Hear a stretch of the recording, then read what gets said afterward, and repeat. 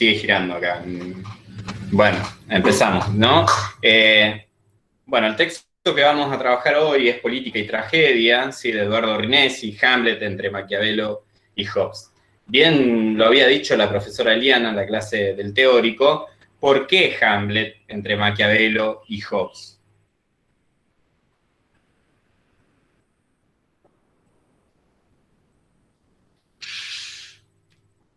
¿Alguien leyó alguna vez Hamlet?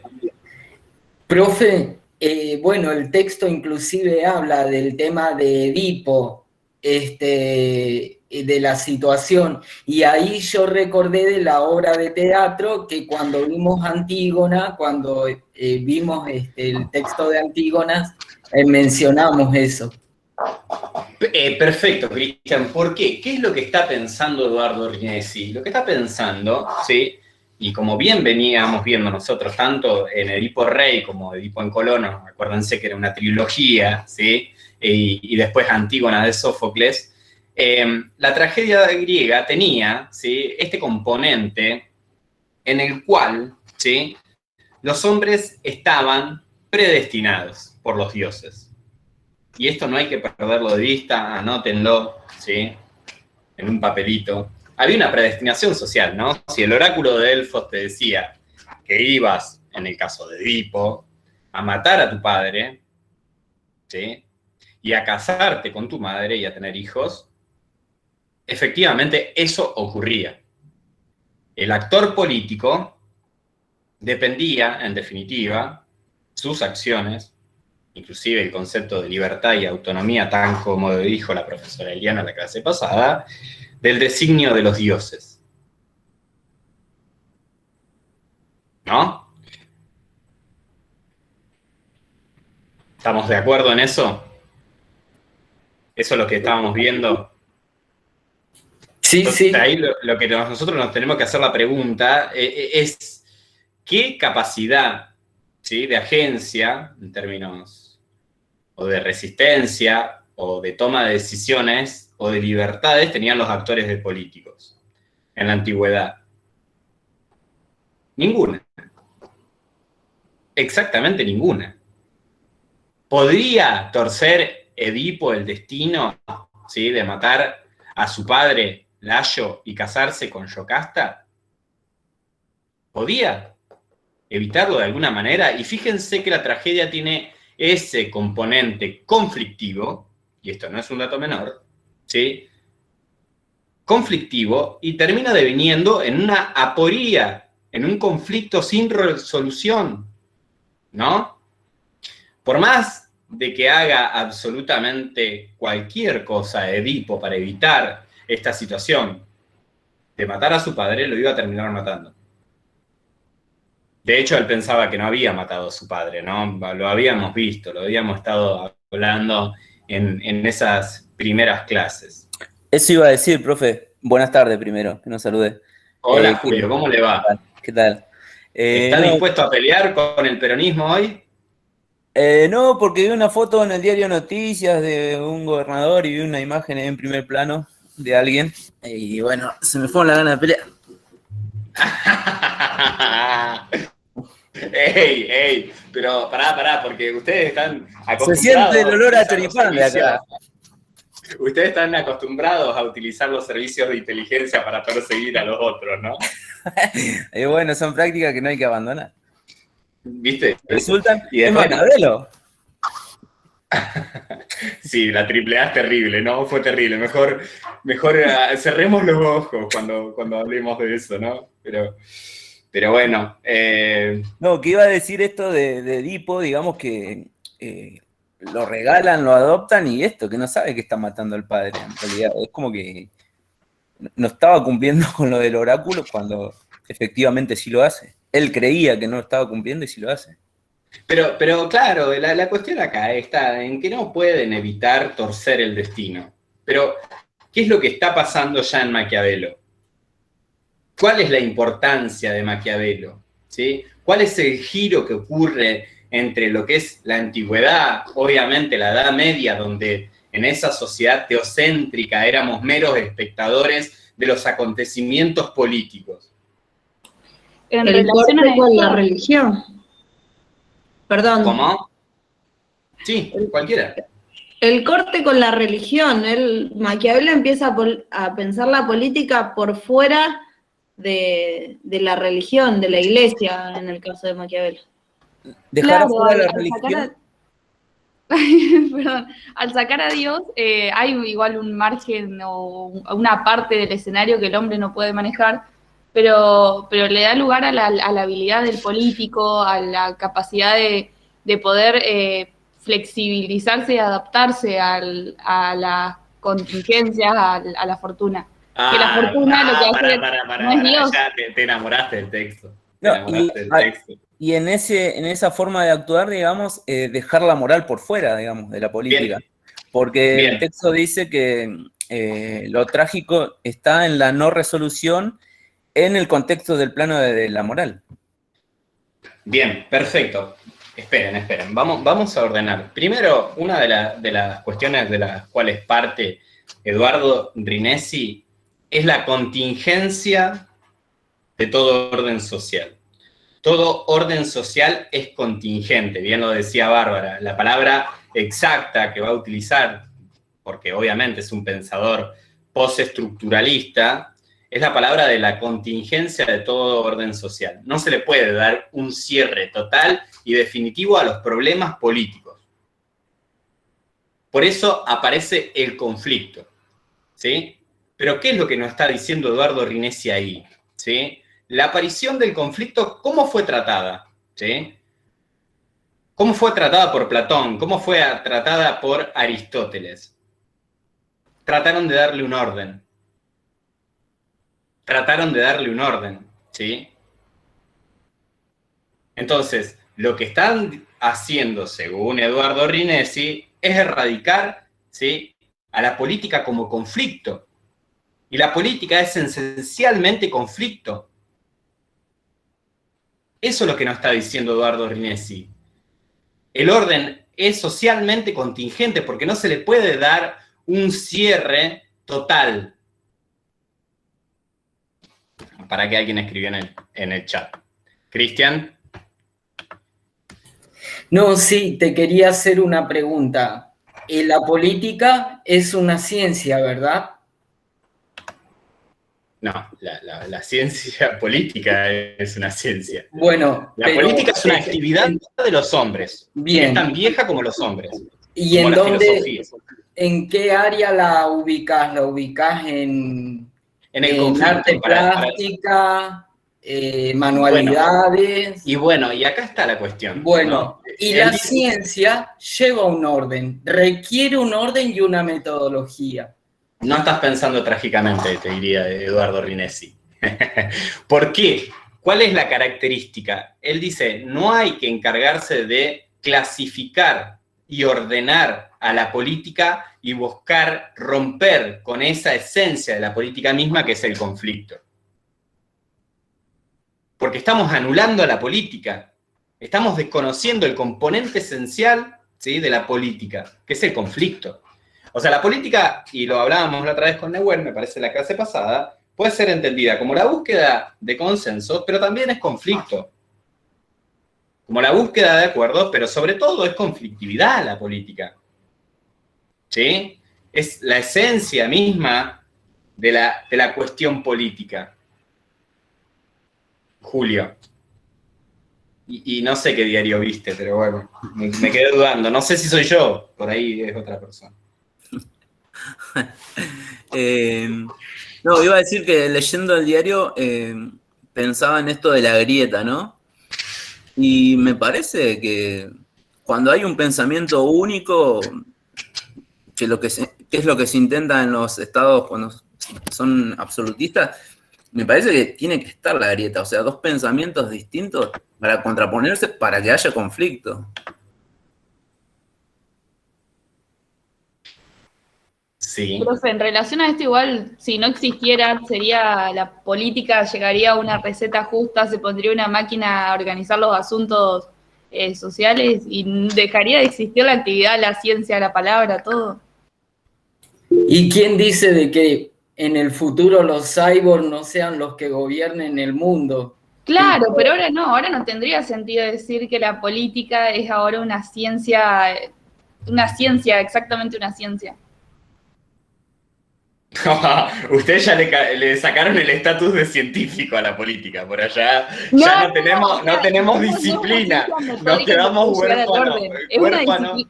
Es una disciplina, sí, pero no es lo mismo que una física, una química.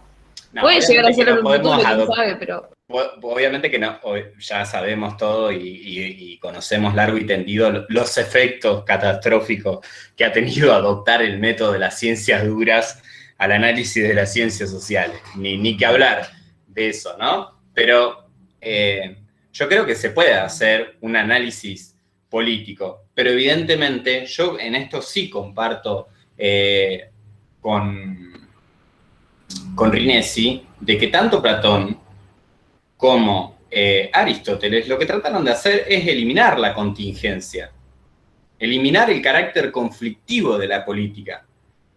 Y la herida de la política, ¿sí? El conflicto que genera la política, es imposible de saturar. Es inconmensurable, ¿sí?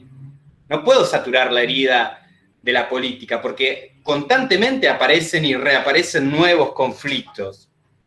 Ni que hablar que el escenario político cada vez se va reconfigurando y transformando en uno nuevo. Entonces, ahí voy, Maya, cierro con esta idea. Entonces, ¿qué es lo que tenemos que pensar? Evidentemente, el pensamiento trágico parte de entender, ¿sí? Dos cosas. Primero, que el conflicto es constitutivo de la política. Anótenlo así, ¿eh? El conflicto es constitutivo de la política. Sin conflicto no hay política, hay orden, hay otra cosa, ¿sí? Hay clasificación, hay ciencia en términos de Christian. Y por el otro lado, también la contingencia de todo orden social. ¿Qué quiere decir esta contingencia de todo orden social? Que en definitiva, lograr una sociedad reconciliada sobre sí mismo en términos marxistas es imposible.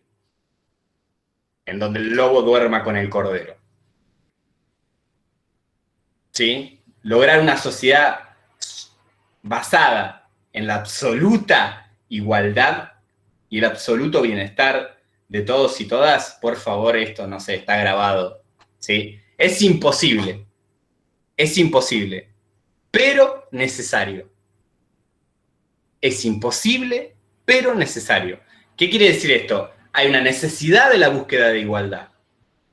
Ahora, lograr esa igualdad es imposible, total, en fórmulas totales, ¿no? Inclusive, ayer hablábamos un poco con Eliana, nos habíamos quedado, y también con Nehuen, discutíamos sobre la obra de Tomás Moro, que después vamos a ver, que se llama Utopía, ¿bien?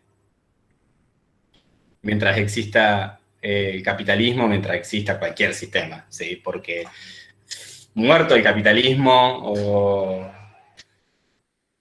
o triunfo del comunismo, la alienación, apelando a algo que van a ver en otras teorías políticas, la alienación surge tanto, ¿sí? La reificación de las relaciones sociales ocurren tanto, o cosificación de las relaciones sociales ocurren tanto en sociedades capitalistas como comunistas. Eso decía la Escuela de Frankfurt. Y cierro con esta idea, ¿sí?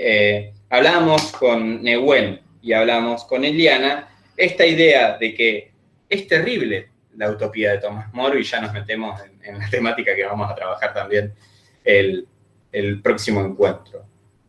Una sociedad perfecta es terrible, no hay política en una sociedad perfecta. No hay espacio para la política, no hay espacio para el conflicto, una sociedad armónica es terrible, es una distopía, es un escenario terrible, ¿sí? La política es eso, la resolución de los conflictos. Bueno, ¿cómo vamos a resolver los conflictos? Yo sé que hay toda una vertiente, ¿sí?, dentro de nuestro ambiente político que tiende a decir, vamos a buscar acuerdos, vamos a buscar consenso, y está perfecto, yo lo entiendo de que la política también es búsqueda de acuerdo, de consenso, de alianza, pero sin embargo, erradicar el carácter conflictivo de la esencia de lo cual la política es parte y forma parte, es ignorar, ¿sí? Esto, es ignorar la contingencia de todo orden social. Hay política porque el orden social es contingente, porque no se les puede resolver los problemas a todo el mundo. Ahora, hay que ir a resolverle los problemas a todo el mundo. ¿Se entiende más o menos? Suena medio raro, pero en definitiva, el conflicto lo que habilita es la imposibilidad de lograr una igualdad, pero la búsqueda de ir a buscar esa igualdad permanentemente. Y ahí nace la cuestión política, a mi entender. Maya, perdón.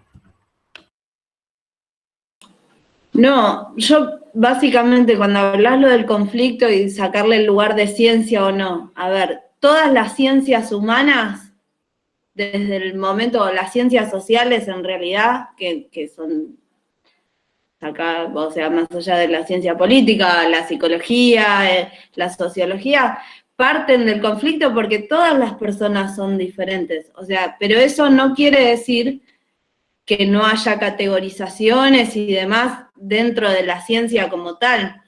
Pero las ciencias humanas todas parten de los conflictos porque las personas son todas diferentes.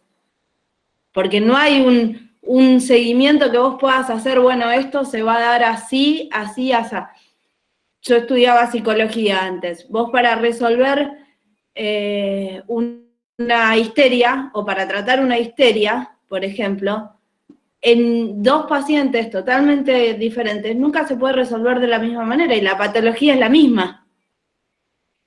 El desencadenante es el mismo, es un conflicto, un conflicto de identidad y demás, pero nunca se resuelve de la misma manera. Entonces, el conflicto es propio de todas las ciencias sociales, digamos, pero no impide las categorizaciones tampoco.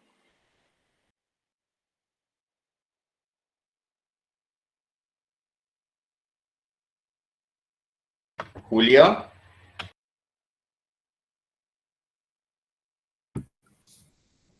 No, que pensaba en esto que decías de lograr una igualdad total para todos y demás, y lo pensaba desde el psicoanálisis, digamos, de lo que tuvimos en la charla con el psicoanalista, que el psicoanálisis se funda a partir de la falta, digamos, es necesario que esté la falta para poder constituirse. Perfecto, porque ¿qué pasa? Después ustedes lo van a ver con Ernesto Laclau y lo van a ver más adelante con Hegemonía y Estrategia Socialista de Ernesto Laclau, lo van a ver con Chantal Mouffe, lo van a ver, pero yo no quiero adelantarme en pensar o darle ya los autores postestructuralistas, porque después lo van a trabajar más adelante en las teorías políticas venideras. Pero obviamente que está presente esta idea del análisis no solamente del duelo que veíamos y hablábamos con Nicolás, porque la base o donde partimos nosotros para analizar las cuestiones políticas es la precariedad, el concepto de precariedad que hablaba y que veíamos con Vida precaria de Judith Butler. Todos estamos sujetos, ¿sí?, a la precariedad, pero eso también habilita a la política. Si no hubiera una falta, ¿sí?, si no existiera esa falta, si no hubiera ese litigio en términos de Jacques Rancière, podríamos decir también, no podría haber ningún reclamo por lograr una sociedad más justa e igualitaria.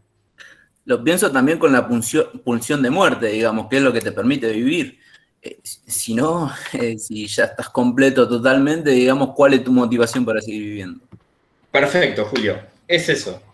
Es eso lo que está pensando Eduardo Rinesi, que después, obviamente, esta contingencia del orden social, que es imposible de lograr, ¿sí?, una armonía en forma total, va a ser lo que va a poner en evidencia en la noción misma del conflicto. Bueno, quizás la búsqueda de la resolución de esos conflictos sea lo que haga aparecer la actividad política.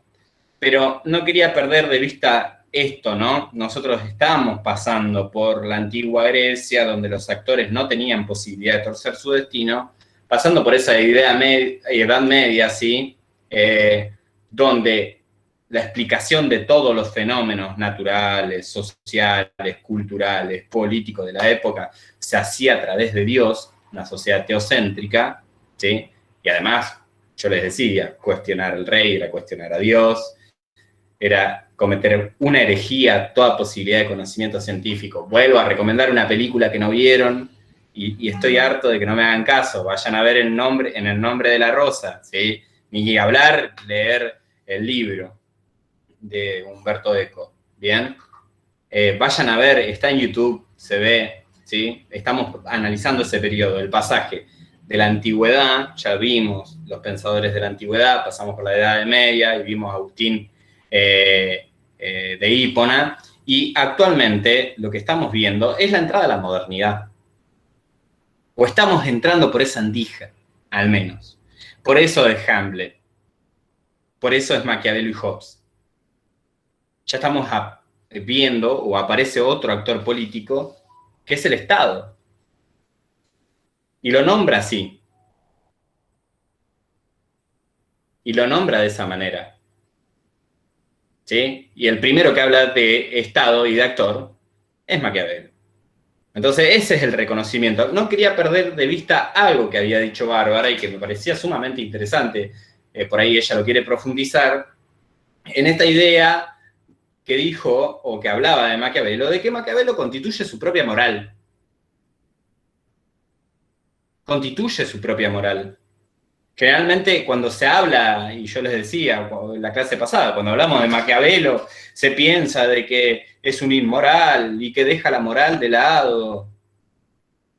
Bueno, ¿qué es preferible? ¿Matar a un hombre ahora o 100 después? ¿No? Y eso está presente en el texto también, ¿no? De Eduardo Rinesi. Perdón, Bárbara. Sí, que justo ahora con esto que decía, él lo que plantea en el texto es que a un gobernante, un príncipe, no se le presenta matar 3 hombres o 100, se le presenta, sino, o matar 3 hombres, no para matar menos después, sino para conseguir la gloria del Estado, para afirmar su poder. Por eso es que no se puede comparar una moralidad cristiana que habla sobre la vida o muerte del alma como con la vida o muerte de la sociedad. Son dos cuestiones re distintas, y acá creo que es donde el autor encuentra cómo engancharlo con la tragedia, porque acá cada uno tiene que elegir si elige la moral cristiana o de la política. Y la tragedia también está marcada por la elección. En Antígona estaba todo marcado por la elección. O sea, se elige uno y se olvida lo otro y se resigna y no miras atrás. Y bueno, y tenés que guiarte por lo que elegiste. Sí, de hecho hay una pregunta muy interesante, yo la anoté, y yo le decía, siempre traigamos apuntes para la clase, para discutirlo al texto. Algo que menciona, que retoma de Rinesi, de Merleau-Ponty, que dice, no solo no se escandalizan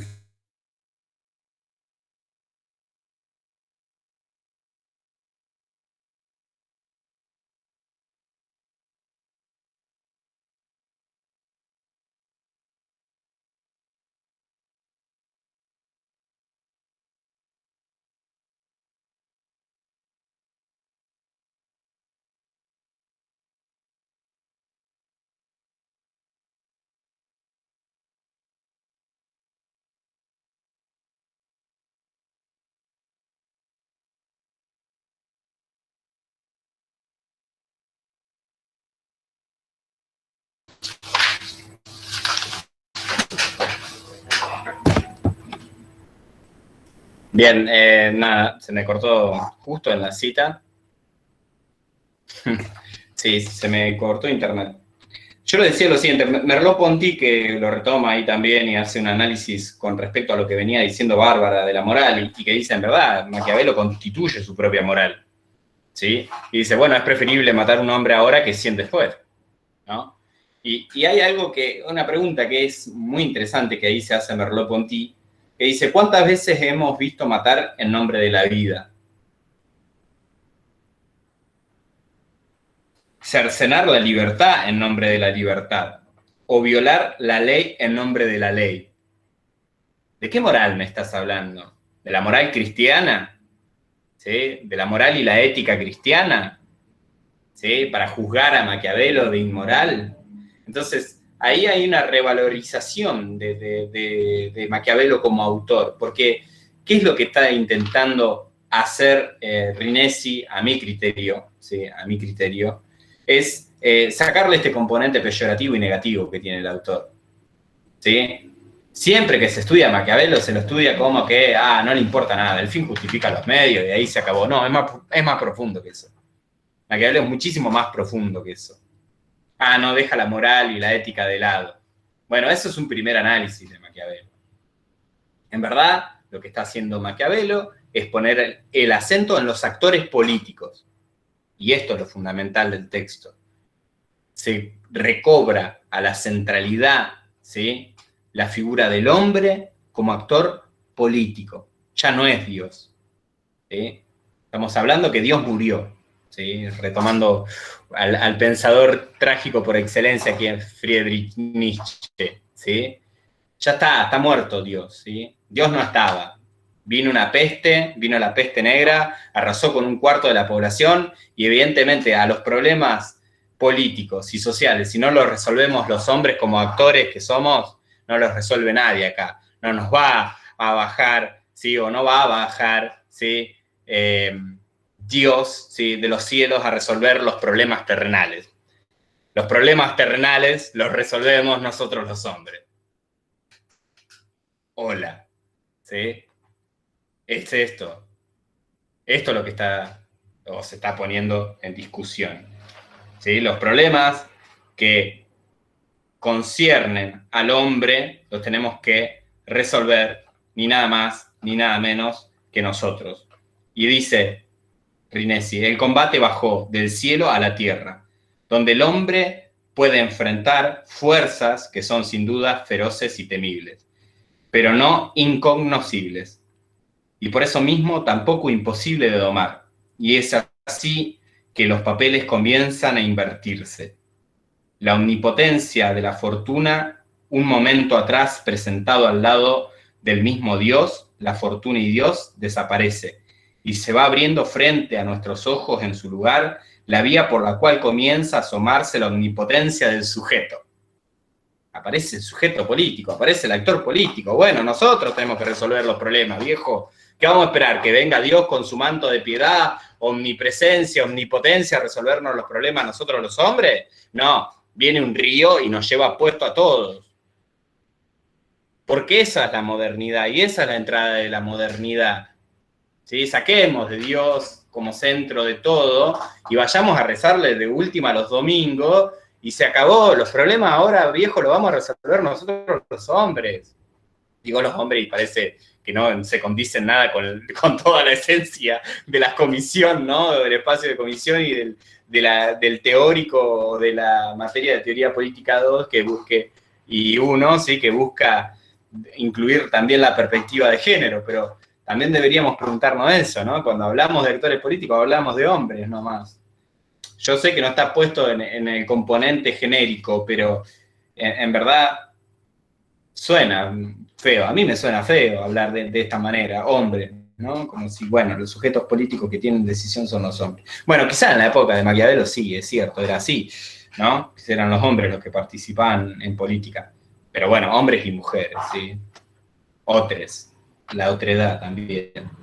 La omnipotencia del sujeto. Porque sí es cierto que los ríos cuando se desbordan producen todo tipo de destrozos y de males, ahí se une Pablo, los hombres pueden, dice Maquiavelo, construir diques y calzadas para prever en otras crecidas la inundación y los estragos. Entonces, esta es la idea, ¿sí? El combate baja del cielo a la tierra. Y son los hombres, como sujetos políticos, los que tienen que tomar la decisión, la difícil decisión, de gobernar, de ejercer la política. ¿Sí? Ya está, no es Dios.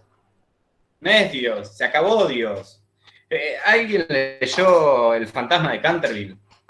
Díganme que sí, por favor. ¿Alguien leyó El fantasma de Canterville? De Oscar Wilde.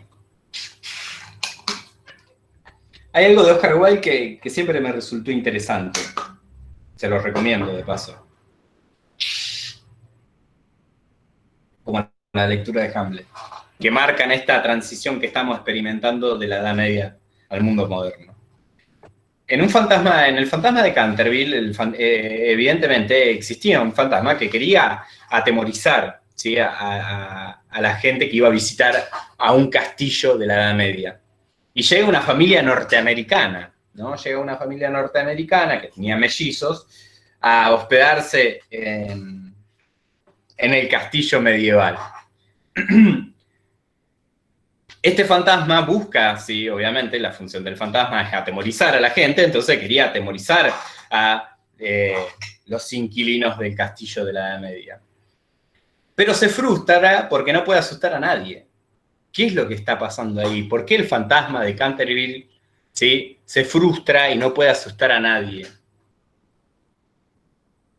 Que es hermoso lo que está diciendo ahí Oscar Wilde y la metáfora que utiliza con el castillo, ¿sí?, que viene una familia norteamericana de los Estados Unidos a instalarse en un castillo de la Edad Media y el fantasma no asusta a nadie, ¿sí? Bueno, dice una canción de León Gieco, paso a través de la gente como el fantasma de Canterville. Lo que está diciendo, en definitiva, ¿sí?, es que eso quedó en la Edad Media.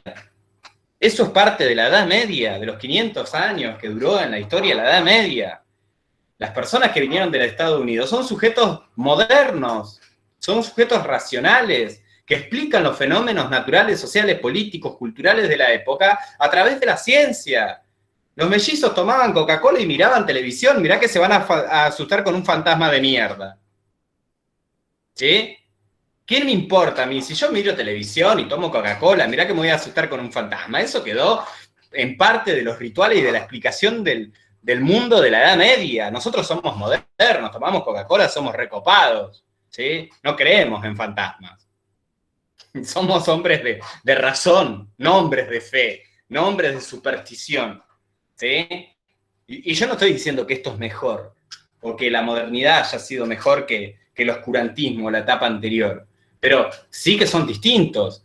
Había una pregunta que me había hecho y me quedó toda la semana picando, ¿sí?, que me había hecho Irma. Irma, ¿estás ahí?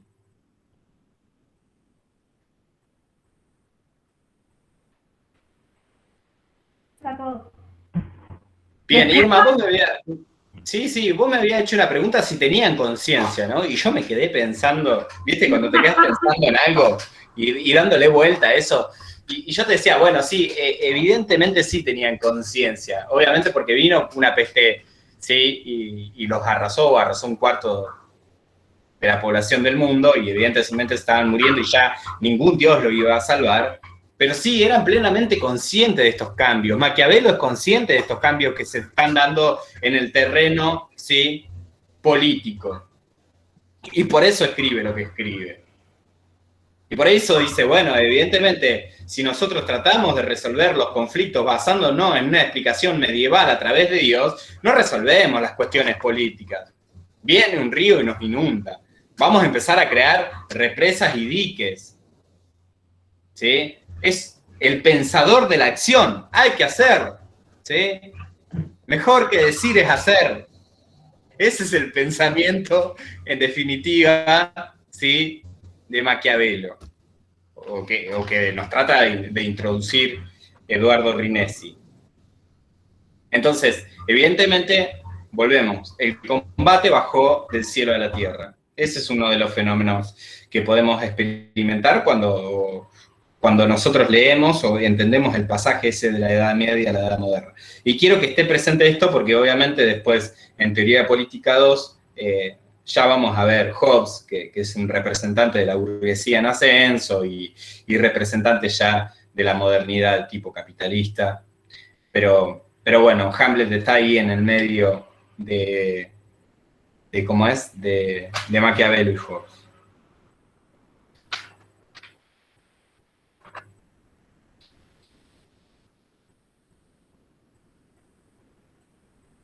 Entonces, ¿qué hay acá? Otra de las cuestiones, hay una autonomía de la política, ¿sí? Hay una autonomía de la política y empieza con Maquiavelo, anótenlo así, la autonomía de la política frente, ¿sí?, a los universos de la moral y la religión, ¿sí?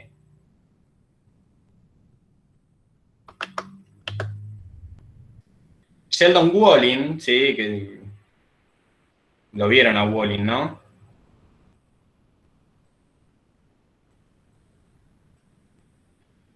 Dice, ¿sí?, excluir de la teoría política todo lo que no parecía ser estrictamente político. Y esto es lo que va a aparecer, ¿sí?, en Maquiavelo. Entonces, la tragedia no sirve para pensar, como dice Eduardo Rinesi, los temas de la política. ¿Por qué nos sirve para pensar la tragedia a la política? Porque es un instrumento conceptual útil, ¿sí?, para pensar a la misma.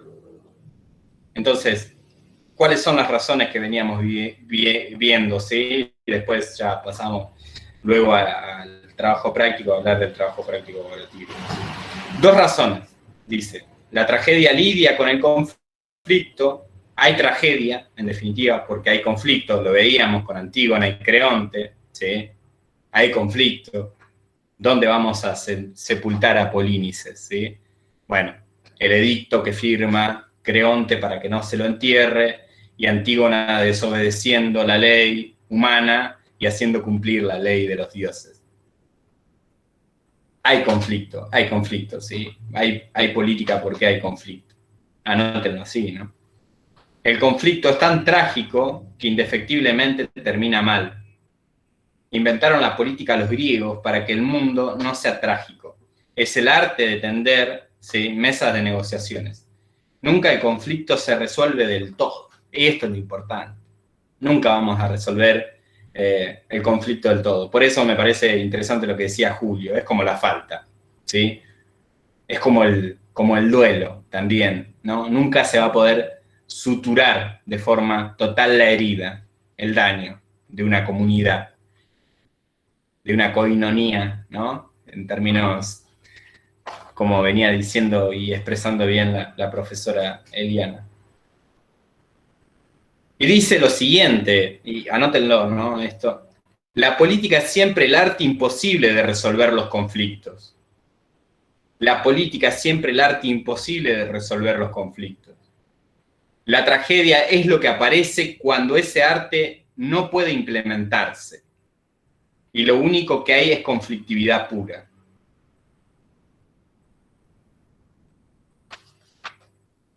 Entonces, esta en definitiva son, ¿sí?, las características principales del pensamiento, al menos de la página 1 a la 30 de Eduardo Rinesi.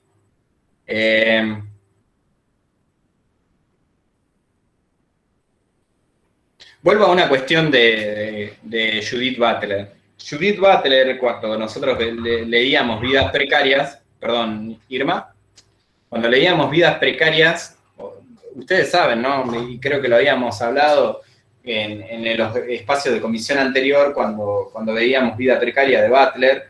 Ella dice, nosotros los norteamericanos nos perdimos una maravillosa posibilidad, porque cuando escribe Vida Precaria lo escribe después del 11 de septiembre y del 2001, ¿no? 11 de septiembre del 2001, cuando se derrumban las Torres Gemelas, y dice, nos perdimos una maravillosa oportunidad nosotros los norteamericanos de sentirnos tan frágil como el resto de las personas, tan precarios como el resto de las personas. Y eso generaría, como veíamos nosotros, un manto de unidad entre todas las precariedades. Nuestra existencia como seres humanos es precaria. Viene un COVID, un bicho de mierda y nos arrasa, viejo. Eso es la precariedad de nuestra existencia. Y ahí también se abre una posibilidad. Y ella dice, Judith Butler, no se aprovechó la posibilidad de sentirnos tan vulnerables como cualquier persona del Medio Oriente, o de la África subsahariana, o de América Latina y de los países del tercer mundo, o algún país del tercer mundo, pobre o hambriento, que sufre la precariedad constantemente. Los norteamericanos, ¿sí?, ignoramos esa cuestión de sentirnos precarios por primera vez, quizás en nuestra historia, y tratamos de evitar y erradicar ese conflicto haciendo una guerra. En vez de pensar que había muchísimas cosas más que nos hermanaban con el resto, ¿sí?, lo que tratamos de hacer es una guerra en Medio Oriente. Bueno, ahí está el resultado del mundo. Ya tampoco dependemos de un factor externo para que nos haga tomar conciencia como humanidad que somos frágiles, que somos precarios. Yo les decía, o le contaba una de las clases, esta historia que dice que se encuentran dos dioses y ninguno se dice a Dios. ¿Por qué ninguno se dice a Dios?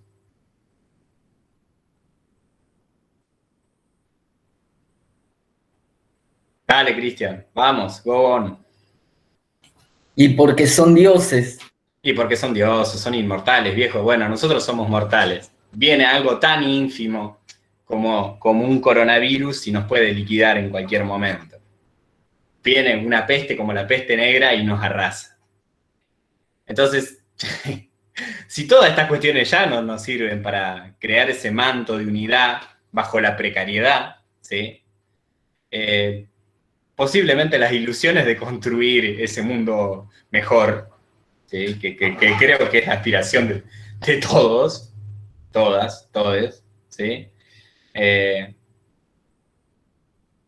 No lo veo tan posible. Entonces, en definitiva, hay política porque hay precariedad también, ¿no? Pero también porque no hay solamente eso. Si hubiera solamente eso, caeríamos en un mundo absolutamente trágico. Y los hombres seríamos meras marionetas, en manos de fuerzas que no podríamos controlar. En la tragedia los dioses se imponen a los hombres, los muertos se imponen a los vivos, ¿sí? Esta es la idea que está experimentándose o se experimenta en la antigua Grecia. Los dioses se imponen a los hombres, pero en la modernidad, esto, estimados y estimades y estimadas estudiantes, va a cambiar. Va a cambiar.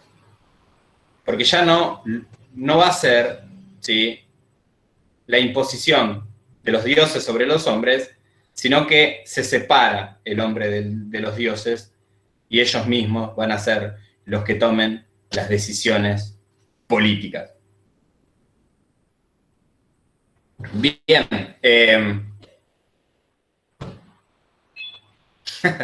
Hay una película, me quedé pensando, hay una película de Woody Allen que se llama Poderosa Afrodita.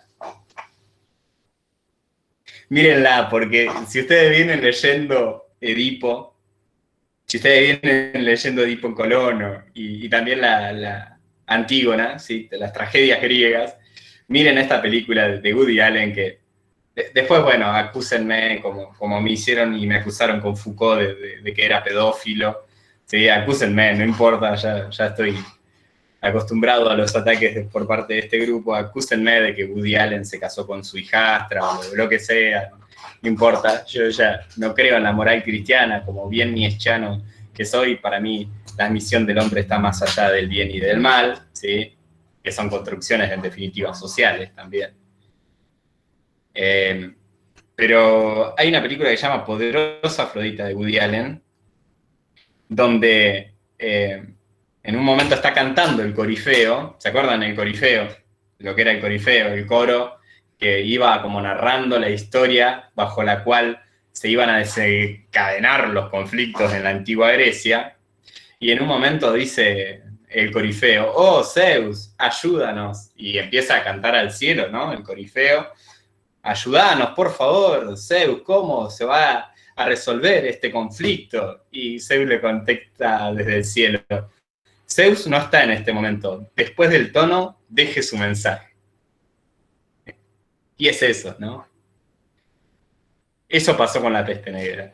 Oh, Dios, ¿cómo vamos a resolver estos quilombos, estos problemas? Dios no está en este momento. Deje su mensaje. Y como se cansaron de esperar, y de hecho hay otra obra de teatro que es también brillante, que se llama Esperando a Godot, de Samuel Beckett. Esta obra de Esperando a Godot de Samuel Beckett trata de dos lincheras que todo el tiempo están esperando a Godot y Godot nunca llega. Entonces se ponen a hablar entre ellos, decir: che, ¿qué estamos haciendo acá? Ah, no, estamos esperando a Godot. Y hay una analogía con quién. Ahí ¿A qué les hace parecer Godot? Y de esperar y que no llegue. Adiós. Bien, es Dios.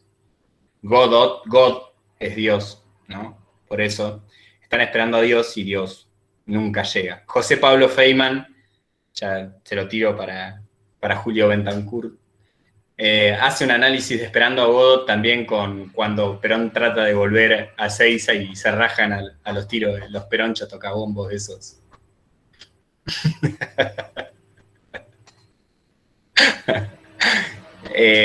Nada.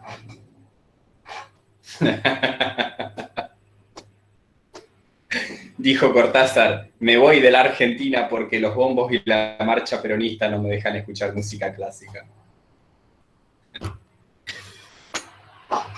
Bien, buena suerte, Julio Cortázar. Que después, bueno, vio un revolucionario blanco como el Che Guevara y se enamoró de la revolución cubana, pero bien que era profundamente antiperonista y tenía un desprecio total hacia los patas sucias negros que venían del interior. Bien,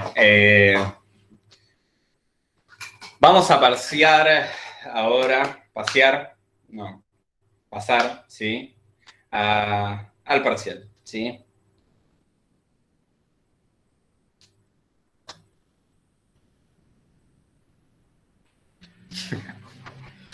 ¿Alguna duda con Rinesi? Algo que quede ahí en el tintero, no se guarden absolutamente nada, ¿sí? Por favor. ¿Se entendió o no se entendió? Muy complicado, muy difícil. Muy confuso. Profe, Sí. particularmente yo le quería plantear, bueno, ya casi terminando el texto, cuando él habla de, si bien él en su texto cita el tema de la tragedia, bueno, del conflicto y el poder, la política, pero habla también del tema de como que siembra un tema de esperanza, que dice que mientras haya un revolucionario, haya alguien que busque el cambio, siempre se puede, digamos, plantear un horizonte diferente. Lo quería asociar más que nada con lo que planteó usted, con el tema del futuro, que nos va a deparar respecto a las pestes y todo lo que se está viviendo. Bueno, pero ojalá yo tuviera la bola de cristal para saber qué nos depara el futuro y mañana me voy a jugar a la lotería. ¿Qué sé yo que nos depara, Cristian? La verdad que la última vez que toda esa gente salió a comentar sorprendeme 2020, vino una pandemia y azotó a medio mundo.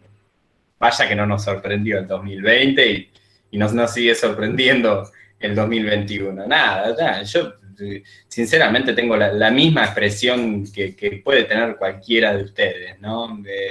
Con respecto a la existencia precaria del ser humano. En algún momento vamos a comprender que somos insignificantes, como decía un director que se llama Stanley Kubrick, en comparación a la inmensidad del universo. Somos un punto, pero queremos ser el centro de todo. De hecho, ¿cuánto tiempo se creyó eso, no? Que la Tierra era el centro del universo. Somos un punto, en un espacio infinito, ¿no? Hay una soberbia también por parte del hombre de creerse omnipresente y omnisciente y omnipoderoso y todos los omni habido y por haber, ¿no? Bueno, piensen en la aparición de la biogenética y de la bioingeniería, bueno, ya está. Si faltaba algo más para jugar a ser Dios, es eso. Crear la propia vida, ya está. Se cierra el siglo, ¿no? Y con el desarrollo de de la bioingeniería. Ya si se puede resucitar una persona tranquilamente o clonar a alguien, y bueno, evidentemente la esperanza de que esto tenga un freno es terrible. Pero lo dejo ahí. ¿Por qué? ¿Por qué? Porque después ustedes ya en teoría política, ustedes tienen teoría política, porque yo soy del programa viejo, 3, ¿no? ¿Y 4?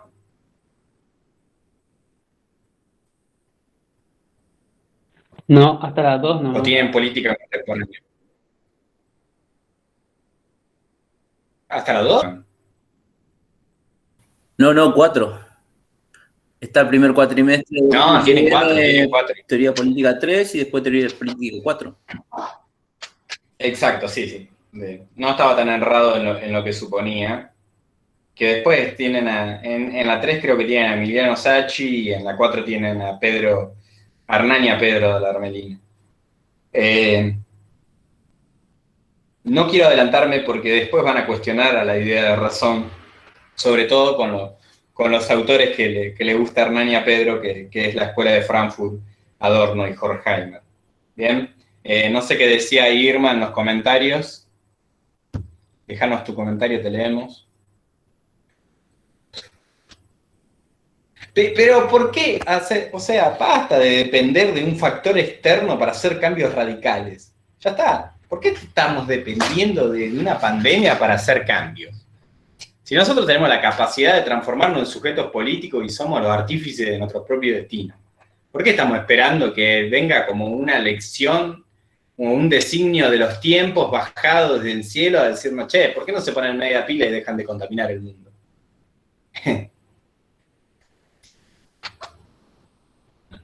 No, ahí aparece el juego de la política. Me parece que, aunque sea imposible lograr una sociedad igualitaria, hay que ir en camino a eso.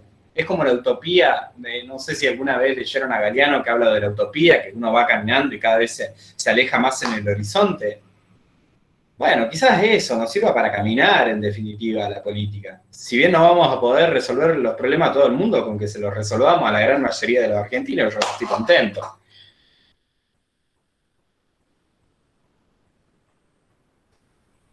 Tengo una visión media optimista, ¿no?, de las cuestiones. Pero sobre todo teniendo en cuenta que bajo este gobierno de bombos y marcha peronista tenemos un 50% de la pobreza. Bien, pero eso era para pelear a Cristian y a Julio, ¿no? Julio, ¿en dónde militás? Me interesa saber. ¿Militás acá en Patagones? ¿En Viedma? No, en Viedma. ¿Y en qué orga? Hasta el 2016-17 en peronismo militante. Una parte se fue a los W y bueno, nosotros nos fuimos. Y colaboro con los chicos de Levita y de la CETEP ahora. ¿Estás con Roberto Mandado? Y Roberto es secretario de, bueno, está en el Levita y es secretario de Pablo. Pablo Barreno, tiene una unidad básica de bandera. Sí, los conozco. A Roberto lo conocemos porque fue compañero nuestro de la carrera. Sí, después está Eliseo Ramírez, después está Hernán Araya. También fue compañero nuestro de la carrera. Bueno, eso, peronismo militante, fue la agrupación que armamos. Sí.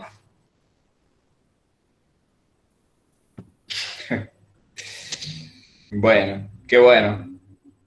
Qué bueno. Hay que salir y participar en política más allá de los espacios, ¿no? Cualquiera sea el espacio. Evidentemente, si hay algo que nos une más allá de nuestras diferencias ideológicas con una u otra persona, son esta necesidad de resolver.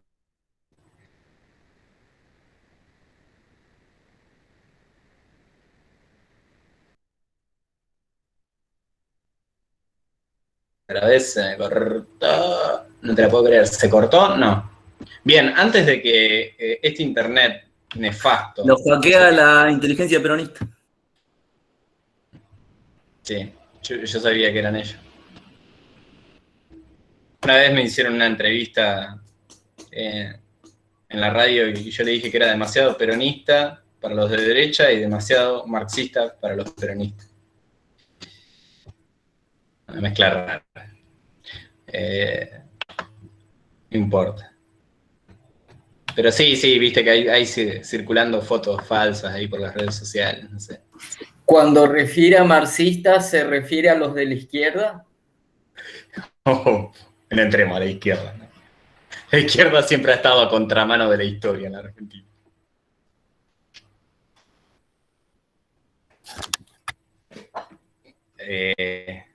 Bien, pasamos al parcial, chicos. Así nos da un tiempo para discutir y dejamos de hablar sobre cuestiones banales. A ver, paren que abro 2 segundos acá. 12 días, chicos, tienen para hacer el parcial domiciliario. Cuestiones a tener en cuenta, que me parecen importantes tener en cuenta. Tratemos de ir, o si podemos ir, utilizando las normas APA o todo lo que fuimos aprendiendo en este recorrido, por la materia Teoría Política 1, y que fuimos viendo cómo citar y todo eso, háganlo, por favor. Hagan un trabajo que esté prolijo, respetando las normas, ¿sí? Arial 2, interlineado 1,5, el texto justificado, todas las cosas que les fui mencionando en la entrega de ese trabajo práctico tienen que estar, ¿sí? Tienen que estar, si bien están todos aprobados esos trabajos prácticos, que sirvan, ¿sí? Como de orientación general para cómo corregir y cómo efectuar el trabajo práctico. Sí, Maya. ¿Es estrictamente necesario el uso de citas? O sea, para el desarrollo. ¿Sí o sí tiene que haber citas? ¿O podemos no trabajar con citas exactas del autor?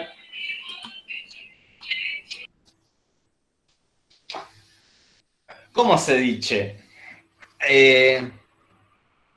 No hay problema con que eviten las citas, pero en algún momento las citas van a venir hacia ustedes. Las normas APA van a venir hacia ustedes, inevitablemente. Si nos podemos chocar ahora con ese camino, mi consejo es mejor.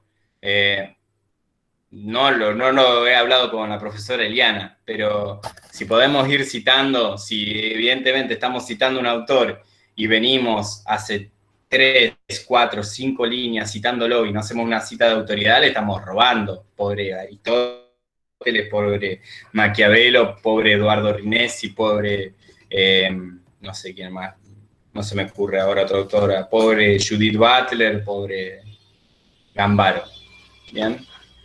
Traten en la medida de lo posible, me parece que inclusive queda más académico, más lindo, pero no sé si es un requisito fundamental.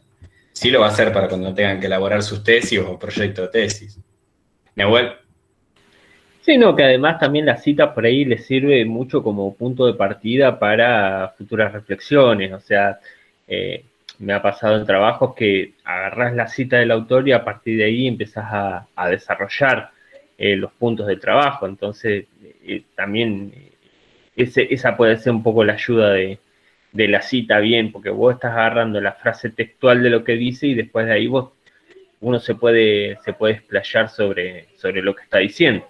Y quedamos bien con todo. Sí, si no estamos haciendo un chorreo teórico.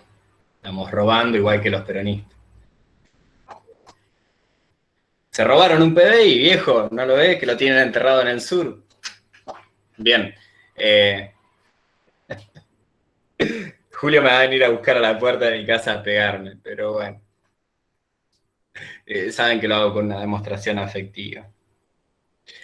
Sí, tratemos de citar en la medida de lo posible. Fuimos viendo cómo citar. Bueno, Julio, vos pensás esto, ¿me vas a venir a pegarme a mi casa o a pegar carteles que dentro de poco son las elecciones intermedias? Por alguna de las dos opciones vamos a estar.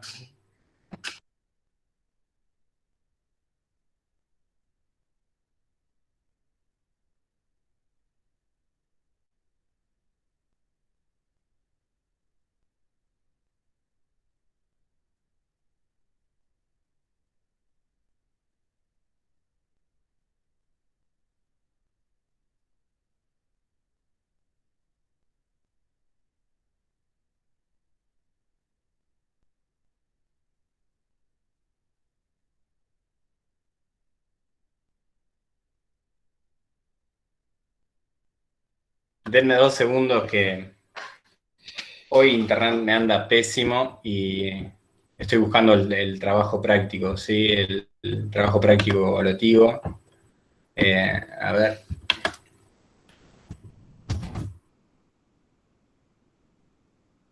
Profe, mientras busca, le hago una consulta. Eliana nos había pedido que, bueno, los compañeros que ayer Terrible. no han podido participar de la clase. Ay, qué mal, Flavia. No ha podido participar usted.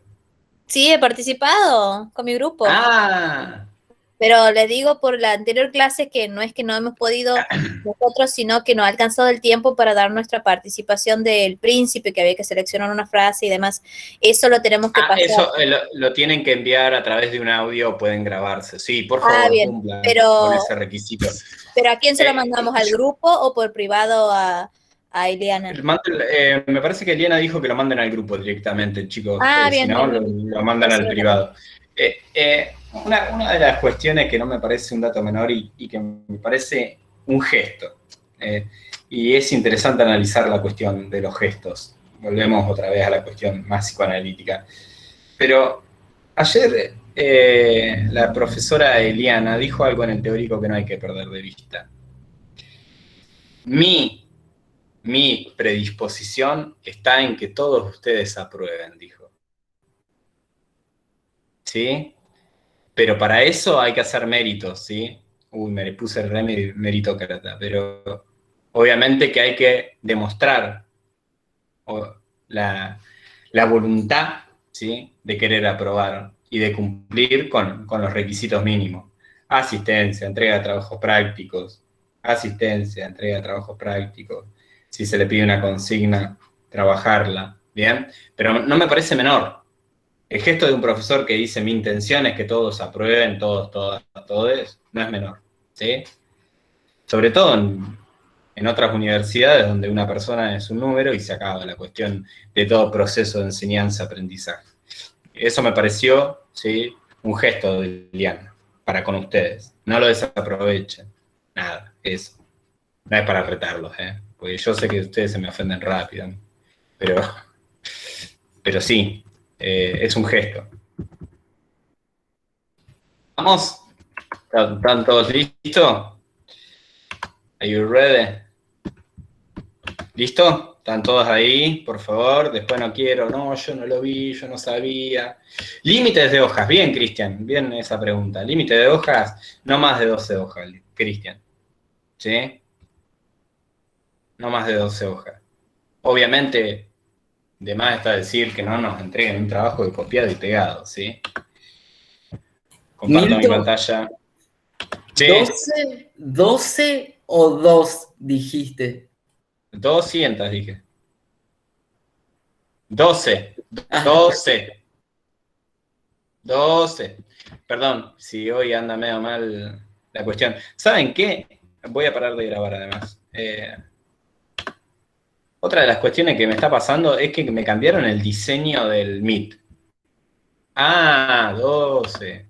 Como la mejor hinchada del fútbol. De la Argentina y del mundo entero. Como esa. 12. Julio es terrible. No, pero además Julio es terrible.